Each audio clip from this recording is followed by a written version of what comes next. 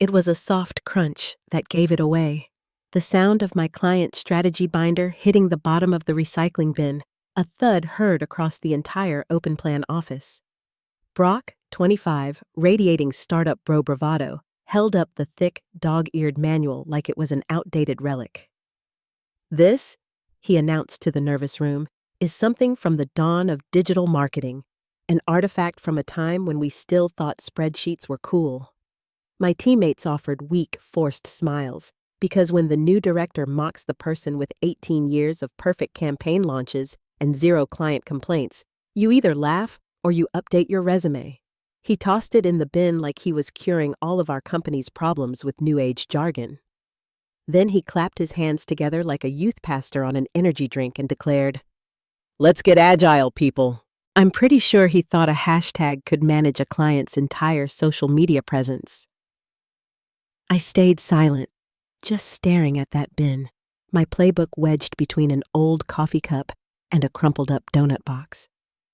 Something inside me solidified. I'd seen bad managers, outlasted 6 of them, but this one, he was unique. This one came with flashy presentations and a girlfriend who live-streamed her yoga poses in our break room like it was a wellness retreat. Brock then unveiled his plan. No more physical onboarding checklists, no more daily account walkthroughs. Instead, we got a new CRM that only worked on half our laptops, sending alerts to a Slack channel that no one had notifications enabled for. He spent 45 minutes explaining how cloud-integrated process governance would eliminate human error. Meanwhile, David from Analytics had to ask him 3 times how to access the new reporting calendar. By Thursday, the main ad account hadn't been checked in 4 days. The monthly content schedule for Client Bravo was skipped. The email automation for Client Echo sounded like it was about to have a mental breakdown. I brought it up in person, then in an email. Brock just waved me off, saying, "Relax, Amber, this isn't the 90s. We have predictive trend forecasting now." Then he posted a selfie in the break room with his ring light and a matcha latte, with a caption that read, #ThoughtLeader. He stripped me of my lead account authority, said my reporting cadence was archaic. He told human resources I was struggling to adapt to change. All because I suggested, and I know this is a wild thought, that we maybe keep an eye on the clients that literally generate us $3 million a day. So, I adapted. I began logging every skipped task, every little anomaly, every ignored alert. I took screenshots. I dated them. I watermarked them. I backed it all up to my own cloud folder titled, "In Case of a Crash." Literally. I smiled through every team meeting while Brock lectured us with phrases like vertical synergy and holistic growth, completely oblivious to the fact that the entire system was heading for a disaster. There's a difference between change and recklessness dressed up in trendy clothing. Sooner or later, the client side was going to show him the difference. The first system Brock scrapped was the morning campaign review, what we used to call the listen and learn walk around. You'd check in with each account, listen for the little things, the misaligned metrics, the slight drop in engagement that wasn't supposed to be there. Some things you don't learn from a dashboard. You learn from the way a campaign is performing. But according to Brock, scheduled diagnostics are just overkill for modern campaigns. He announced it like he was teaching a new skill to those with none. "If it ain't broke," he said, "why waste time checking it?" This came from a man who once tried to reboot the company server by holding down the power button. He also eliminated my daily campaign logs, saying, "Nobody reads PDFs in 2025. Instead, he created a Slack thread called #DailyInsights, where people were supposed to just drop random thoughts like we were journaling, not managing complex digital strategies that could go sideways with a single click. For a few days, I even wondered if I was the problem. Too rigid, too stuck in my playbook ways.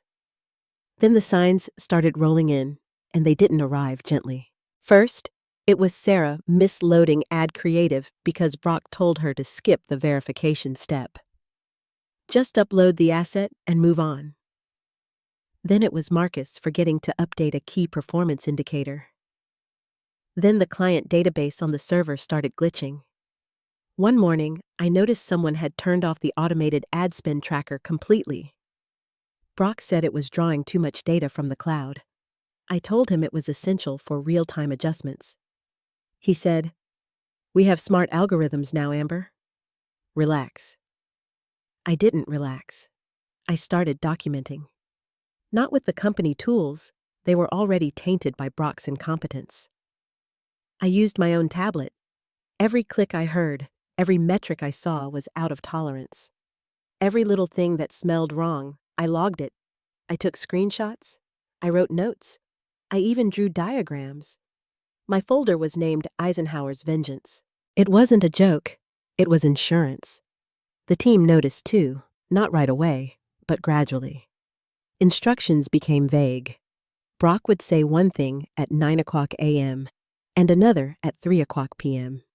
He told 2 writers to update the same landing page simultaneously, and when it crashed the site, he blamed the system and said, "Someone must have fat-fingered it."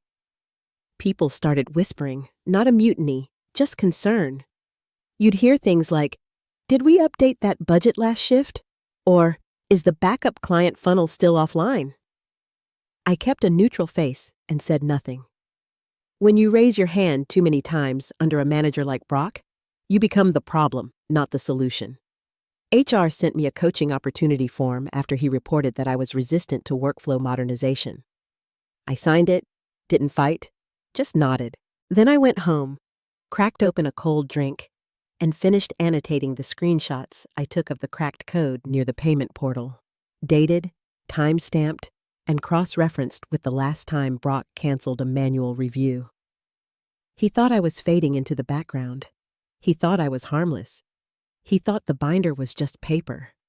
He didn't realize he'd thrown out the only system that ever kept this place running, and that I was silently building something stronger. The first real red flag wasn't a scream. It was a subtle hum. Not the good kind, the low, steady hum that tells you a campaign is running smoothly. This was a high-pitched, inconsistent hum, like a bee trying to sing a new song. I traced it to one of the main ad accounts near Campaign 7, right where the conversions always dip when the internal targeting begins to slip. In the old days, I'd make a note, alert the account manager, and we'd tighten the budget within the hour. But now, that account wasn't even on Brock's Slack checklist. It didn't exist in his bold new workflow. I took 3 screenshots, one of the ad spend slightly pulsing, one of the conversion rate fluctuating, and one of the dashboard beneath it starting to go blank. I logged them. Time 09:14, date Wednesday, file name, adhum, Brock Day 23. I messaged my colleague, Marcus, with a friendly, "Hey, can you give this a quick look on Slack?" Nothing. At 10:30, the main email automation server for client Delta jammed. A new hire, a sweet kid, forgot to reset the list after a purge cycle. That reset was part of the old daily walkthrough, the one Brock had called a redundant dinosaur ritual. I went straight to Brock's office, except he wasn't there. He was down in the break room giving a tour to his girlfriend, who apparently had a lifestyle vlog and wanted to do a behind-the-scenes look at the life of a corporate disruptor. She was filming herself walking between cubicles in a miniskirt and heels, while Brock explained how he was revolutionizing analog workflows. I stood there, a printout of the old checklist in hand for my own sanity, and waited for a pause. When it came, I told him we had a system jam, and the account near Campaign 7 was showing some strange signs. It needed an immediate review. Brock didn't even look at me, just kept smiling for the camera and said, "Amber, please, we've already addressed the bottlenecks. We're streamlining now, remember?" His girlfriend laughed and said, "She's so cute, like a campaign mom for computers." I should have lost it. I should have screamed. But I didn't. I just walked back to my desk and logged both issues, screenshots, time logs, cross-referenced with the last service dates. I created a folder on my tablet labeled Pre-Failure Evidence, Reviewed Never. Over the next few days, the office became a graveyard of unacknowledged warnings. The social media posting schedule for account 2 was skipped twice. The analytics dashboard started clanking like it was chewing glass. The emergency stop button on the ad manager lit up for 6 seconds before automatically resetting. Nobody knew why. A high-priority alert triggered on the payment gateway, but no one responded. I gently probed the team. "Hey, did we check that audience segment on the campaign? Anyone follow up on the site analytics warning?" My tone was always soft, always professional, and always met with the same shoulder shrugs or, "Brock said it's fine." Then the perfect moment happened. HR called me in. A 20-something rep, fresh out of college, judging by the novelty mug on her desk, looked at me with a mix of pity and corporate rehearsed empathy. "Brock's concerned," she said. "He says you're struggling to adapt, that you may be—" She checked her notes, undermining team cohesion with legacy process fixation. I asked if there had been any incidents. She said, "No official ones, but your behavior is creating friction. You might consider embracing Brock's modernization. Show some initiative with the digital tools." I nodded. I signed the form. Then I walked out and added the HR visit to my log. Entry 47. Emotion. Corporate gaslighting in action. I wasn't resisting change. I was recording the fall. They thought they were silencing the old voice in the room, but what they were really doing was giving it time to prepare. It was a Friday morning, one of those tense, humid ones where the air in the office feels thick enough to chew. I walked past the conference room and froze. Click, click, click, pause. Click, click, click. It was a rhythm I hadn't heard in years and never wanted to hear again. It's the kind of pattern that doesn't show up on a dashboard. No alert, no red bar on a screen, but if you've worked in this industry long enough, you feel it. Like the system is trying to speak Morse code for, "We're about to lose a major client." It was coming from the server room tied to the main client database. 3 accounts trying to sync and failing. I bent down, my ear almost touching the server tower, and counted the misfires, not one-off glitches. This was a coordination failure, the kind that if left alone could cascade into a full system shutdown, or worse, a data breach. I stood up slowly, wiped the sweat from my neck, and walked back to my desk. I didn't message Brock on Slack. I didn't drop a thought in the Daily Insights app. I drafted a formal incident recommendation. Subject line: Request for preventative server shutdown, anomalies detected. I copied Brock, facilities, our legal team, and even looped in a regional account supervisor who still owed me a favor from that busted campaign nightmare in 2017. I wrote, "Observed irregular clicking and synchronization errors in the database tied to the main client server. Recommend immediate 15-minute diagnostic pause. Failure to isolate could result in data corruption or control malfunction. Screenshots and logs attached. Sent at 0843. At 0905, Brock replied, "Appreciate your concern, Amber, but we're not hitting pause because someone's nervous. We're in the middle of a high-volume launch cycle. Let's keep momentum." No one else responded. I stared at that reply for a solid minute, reread it twice. Then I opened my desk drawer, pulled out my portable printer, and printed every damn page. The report, the reply, the screenshots, the timestamp from my audio recording app, which I had used to capture the clicks. Each page slid from the printer like a confessional from a machine priest. I stapled them. I labeled them and put them in a red folder titled, "When, Not If It Happens." Then I did the hardest thing. Nothing. I didn't storm into Brock's office. I didn't call a meeting or stage a dramatic walkout. I just walked back to the server room, stared at it for 10 seconds, then went to my lunch bag and sat outside on the patio, right where Brock's influencer girlfriend had once filmed herself doing yoga next to the mailroom. My sandwich tasted like cardboard. Back inside, I watched the office keep moving. Keyboards clicked, phones buzzed. Everyone did their best impression of normal. But underneath it all, I could feel it. That off-kilter beat, like a skipped heartbeat, waiting to become a seizure. I told myself, one more day, one more log, one more warning to add to the pile. Because some systems don't scream before they fail, they whisper. When no one listens, the whole place learns what silence really costs. Monday, 10:17 a.m. It started with a kind of screech that makes your spine twitch. A wet electric shriek that cut through the hum of productivity like a scream in a library. Then the lights above my cubicle flickered. Red strobes flashed. Alarms wailed like the office itself had finally had enough. The main server jammed. Not a little hiccup, not a lag, the kind of jam that a sensor would detect. This was a full-blown seizure. The servers locked. The processors overheated. Data piled up behind the blockage like a freight train slamming into a brick wall. Somewhere down the chain, the automated backup system tried to correct and failed. One alarm became two. Two became a cascade. And then the main database, a 10-terabyte bastard of old hardware and bad decisions, hit critical. Whump. The emergency shut-off triggered. The whole office stopped breathing. At first, it was just the sound of the machines dying. Then silence, and then came the yelling, the scrambling, the IT guys cursing, tugging on fire-resistant gloves with hands that weren't steady. The team supervisor, who Brock had promoted 3 weeks ago for being vibe-forward, ran in circles, yelling, "Just reset it! Reset it!" Like the office was a Netflix app and not a complex system on the verge of vomiting its data. I didn't move. I stood where I had been, just off to the side of the server room.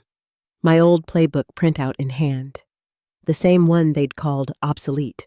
The same one that still bore the grease marks of a decade's worth of flawless launches. The red folder was in my bag, the one with the logs, the screenshots, the ignored warnings, the emails, the sound recordings, the printed Slack replies where Brock said, "We're not hitting pause because someone's nervous." From across the office, someone yelled, "Shut it down! Shut everything down!" Oh, sweetie, it was already down. HR came rushing out of their office in high heels and panic, trying to remember where the fire exits were. An intern slipped on a spilled bottle of water and took out a rolling chair like it was bowling. Someone on the PR team was crying because she couldn't figure out how to mute the site-wide PA system. Then came the suits. First, security, then the legal rep, and finally, the CEO. His voice crackling through the overhead speaker, like the heavens themselves had gotten a call from Wall Street. "What the hell happened?" he barked. Nobody answered. Brock was nowhere to be seen. My guess? Hiding in the break room, refreshing Slack, waiting for someone to invent an app that could rewind time. I felt oddly calm, like standing in the eye of a storm I had watched form for weeks.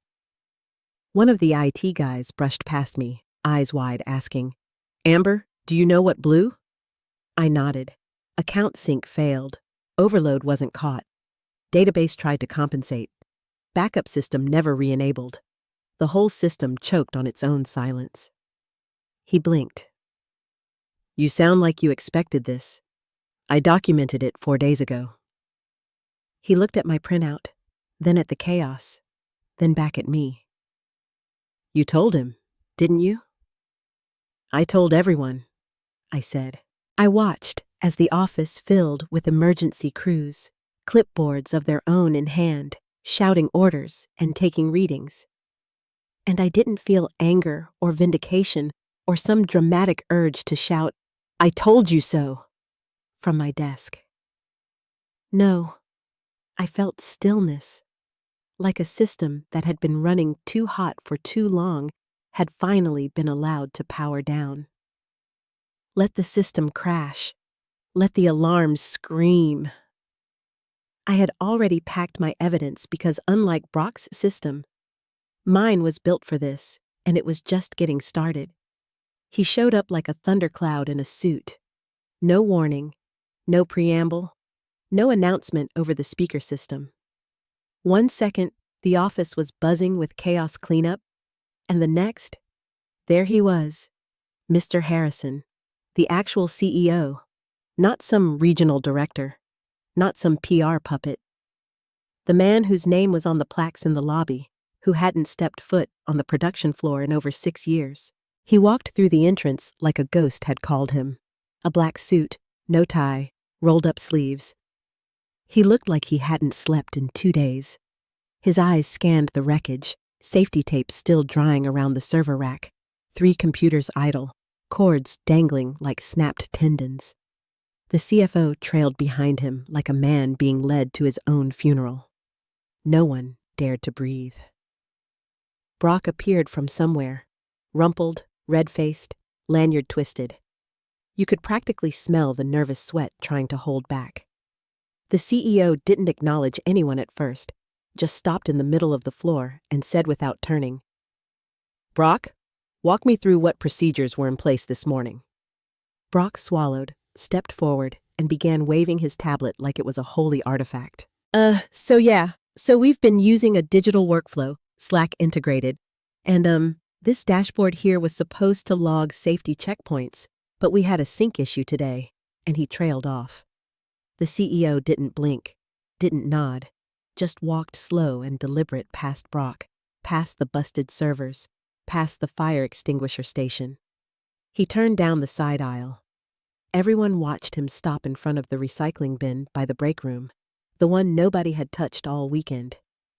He bent down, reached in, and pulled out a binder. My binder.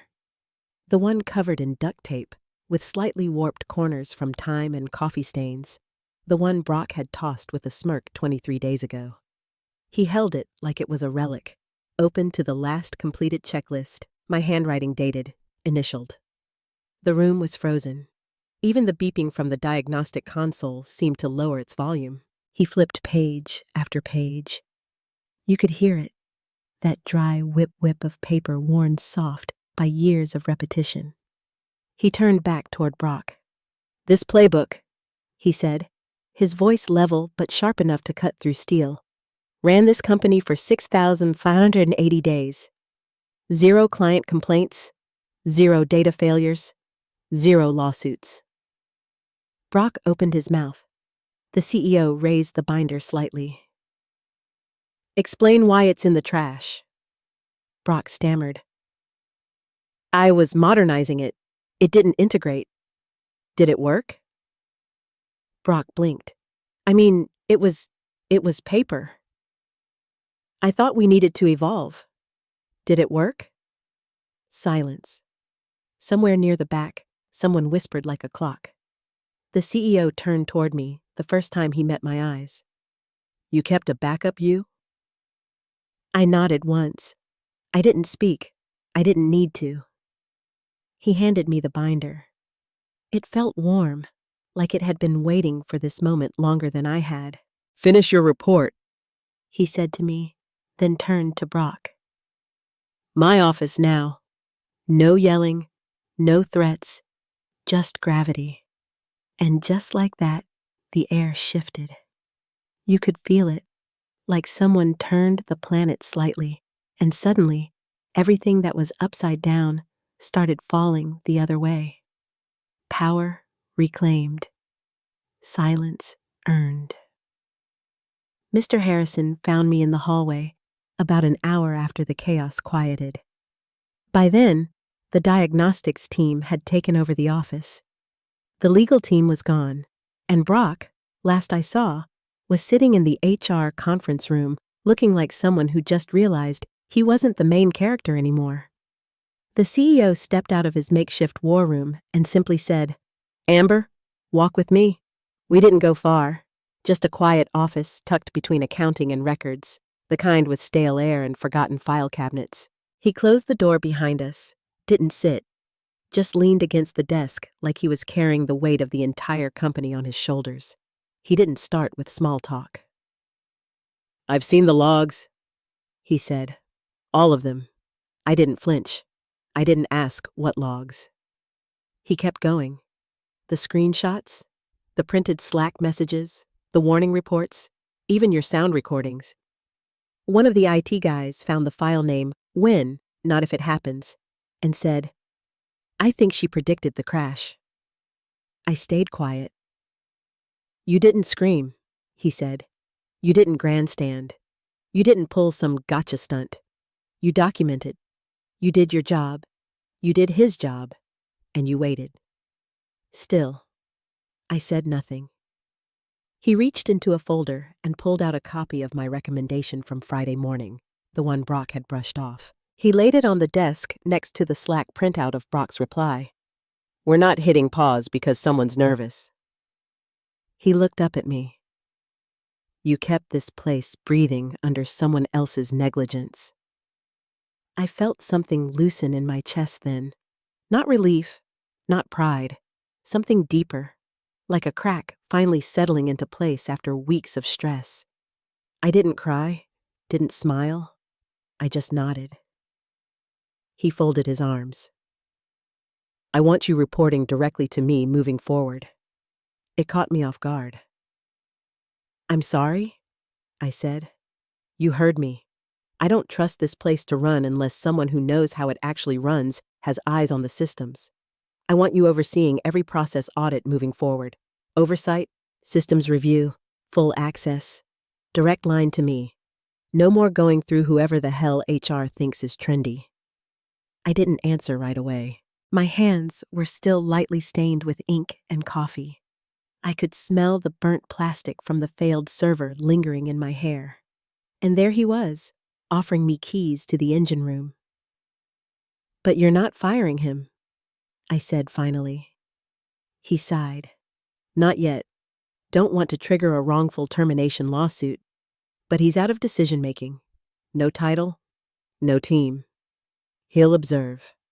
That's it? And learn?" I asked. He gave a small, crooked smile. "If he's smart, which I wouldn't bet your retirement on." Silence hung between us. "I'm not flashy," I said. "I don't need flashy," he replied. "I need functioning." I looked around the dim little office, ugly chair, mismatched filing cabinets, a clock that ticked like it wanted to escape the wall. "I want a different desk," I said. He laughed, a real, genuine laugh. "You'll get an office, glass walls, whatever you want, and a label maker." He grinned. "Hell, I'll get you too." I exhaled. It was quiet, but not heavy. The kind of quiet that comes after a long shift when you finally sit down and take off your work shoes. "I'll do it," I said. He offered a hand. I didn't shake it. I just nodded, and we both understood. It wasn't a promotion. It was a course correction. The new office wasn't huge, but it didn't need to be. It had glass walls and a view of the entire floor, and that alone made it feel like a cathedral compared to the fluorescent coffin I'd been stuffed in before. From my desk, I could see the cubicles, the server room, the computers that clicked when ignored, the men and women who actually made this place run. I could see everything, and they could see me. My first day in that office, I walked in with a fresh stack of printed checklists, not just mine, but new ones, laminated, color-coded, step-indexed by client and system, each with version numbers and approval stamps. I dropped the master folder onto my desk and labeled it, "Systems that actually work." Facilities came by at 8:15 sharp, HR at 8:30. By 9:00, I had team leads in the hallway debating whether we should reinstate the bi-weekly server scans Brock had scrapped. I didn't even have to call a meeting. They came to me. And then, at exactly 9:15, he arrived. Brock, dressed like a demoted retail manager, a polo shirt, no lanyard, eyes twitching like he hadn't slept right since Monday. He stood at the glass door and tapped once. "Morning, Amber," he said, his voice flat. I just nodded. He slid into the chair across from me, a notebook in hand. I noted it was paper, not digital, probably because nobody was about to lend him access to the systems he'd broken. "You'll be shadowing me for the next 90 days, I said, flipping open the meeting agenda. "Process observation training." Be expected to document every checklist we walk through, every diagnostic procedure, every maintenance protocol. You will not be expected to talk unless asked a direct question." He nodded, jotted something down. I could see his jaw tightening. "Any questions?" He looked up just briefly. "No, ma'am." That one almost made me laugh. "Ma'am." Across the glass, Marcos from IT gave me a thumbs up. Sarah popped her head in later to ask if we were reinstating the old campaign audits. David brought coffee. For the first time in weeks, people were asking questions again. Real questions, not just, "Where do I post this on Slack?" But, "Is the emergency backup functional? And can I train the new guy on the analog processes first?" They were treating me like a leader, not because of a title, not because of a promotion, but because when the systems failed, I didn't. Brock sat through all of it, every briefing, every procedure run down, every 7:45 a.m. review of equipment that wouldn't ping unless it was already too late. He watched me rebuild the routine he'd torn up. He watched the office hum back to life, not with dashboards and vibes, but with logic, rhythm, and earned respect. He wrote down everything, never spoke. And me? I didn't gloat, didn't strut, didn't say, "I told you so." Every time I caught him scribbling down the exact same steps he once called secretarial work, I allowed myself the smallest smile, subtle, quiet, but satisfying as hell. The company-wide meeting was held in the main training hall, where they usually made you sit through videos about fire extinguisher placement and HR policies narrated by a cartoon squirrel. But this time, there was no projector, no music, no donuts. Just rows of folding chairs, a lectern at the front, and a silence that stretched longer than most of us were used to. The CEO walked in with purpose. Same black suit, same rolled-up sleeves, like he hadn't taken a breath since Monday. But his energy was different now. Not a storm cloud, more like a verdict. He didn't stand behind the lectern. He stood in front of it, holding something under his arm. "I want to tell you a story," he said. Every head turned. He lifted the binder. Not just a binder, my binder. The duct-taped, coffee-stained, corner-frayed veteran that had spent more time on this floor than most of the people in the room. "I once had a manager," he said, who mocked a playbook, called it something from the dawn of digital marketing, said we needed to evolve, said paper had no place in a modern company. The silence thickened. He held the binder up for everyone to see. This playbook ran our company without a single unplanned crash for 6,580 consecutive days. That's over 18 years. No failures, no lawsuits, no data-slicked disaster zones. People shifted in their chairs. Some glanced toward the back where Brock sat with his hands clasped tight, staring at his knees. The CEO continued. "His playbook represents something we lost when we got too focused on shiny things and stopped listening to the people who knew what the hell they were doing." He turned to the wall behind him, where a black velvet sheet had been pinned up earlier that morning. He pulled it down. A new plaque. Simple metal. No marketing buzzwords. No corporate fluff. Just the Amber Protocol. This system kept us alive. Donated by Amber Keller. Operations Integrity Lead. Archived June 2025. Retired only in theory. There were gasps. Applause started to bubble. Not wild, not explosive, but steady, real. The kind that grows from the chest, not the throat. The CEO laid the binder into a glass case mounted below the plaque, locked it in with a simple twist of a key. Then he said the line I'd waited nearly a month to hear. "Some things don't need reinventing, just respecting." Brock's name was never said, not once. No public shaming, no pink slip handed out. But it didn't have to be. Everyone in that room knew. And me? I stood at the back of the hall, arms folded, watching it all. I didn't smile, didn't cry.